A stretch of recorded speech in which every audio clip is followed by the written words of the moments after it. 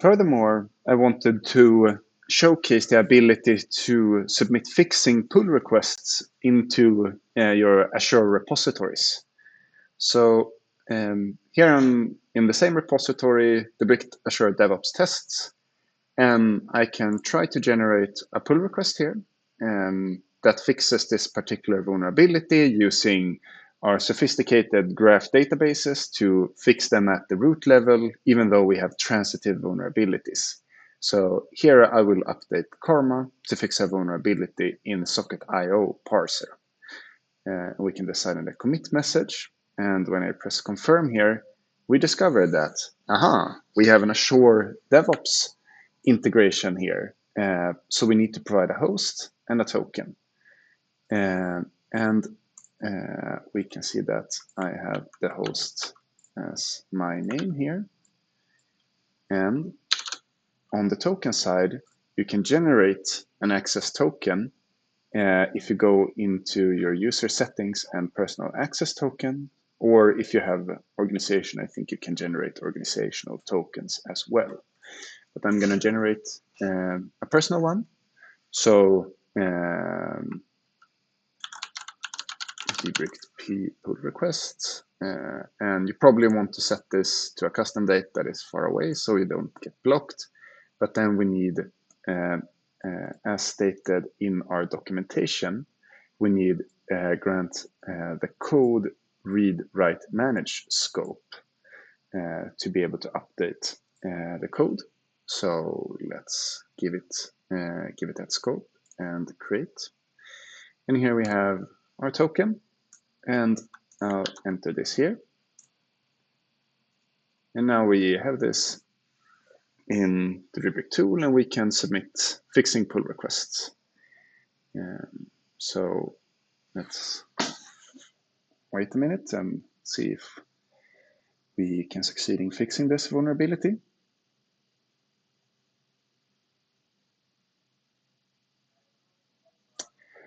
While waiting for the pull request to be generated, I can speak briefly about our fixing capabilities.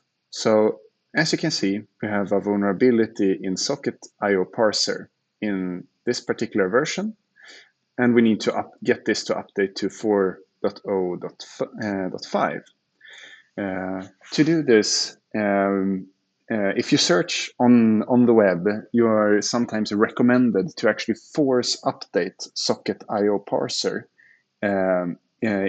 regardless of what needs, for instance, Socket.io client or Socket.io has on Socket.io parser. But Debricked has a smarter solution where we actually have a Neo4j graph database that contains all relations of all open source. So all different versions of all different packages uses each other. And we query this database to find the smallest possible update of the root dependency, so Karma.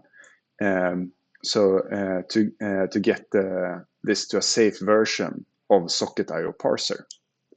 So this means that our suggestion is to update Karma from 3144 to 600.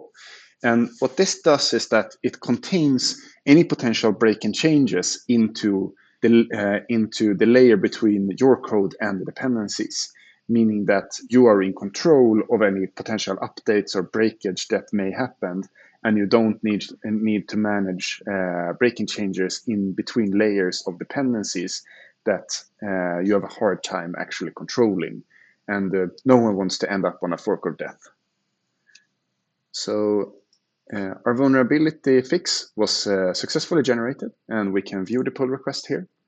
This takes us straight to our Azure DevOps integration. And here we can see that we get all the information as that we got, or most of the information as in the Debricked tool. We also get CVSS details and references that we have found for this vulnerability, as well as we can see the files that were updated. It's only Karma, and this resulted in a quite large update in the yarn.log file. And if we And then we can also see that in this repository, this new branch was picked up by Debricked and scanned.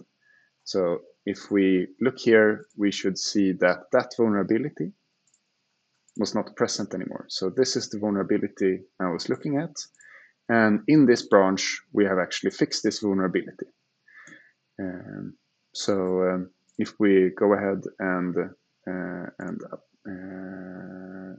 approve this and merge this, we can see that in the files that we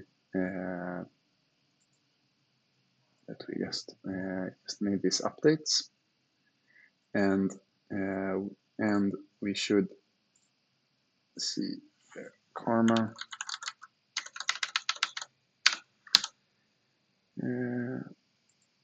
somewhere. Yeah, but anyways, we can see that we just merged this fixed dependency, fixed vulnerability here, and we picked up this scan. And let's wait for this scan to finish.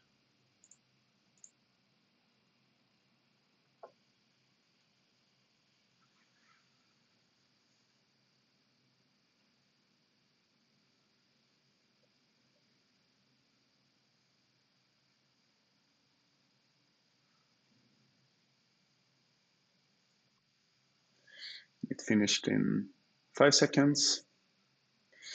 And now we can see that we can look into our commit history of this repository. Just need to update. And we can see that that in the master branch, we have this new commit 1 minute ago with fewer vulnerabilities as we updated our dependencies. And the socket IO vulnerability is now gone. So that's how easy it is to fix vulnerabilities using Debricked in Azure DevOps. Thank you for listening in.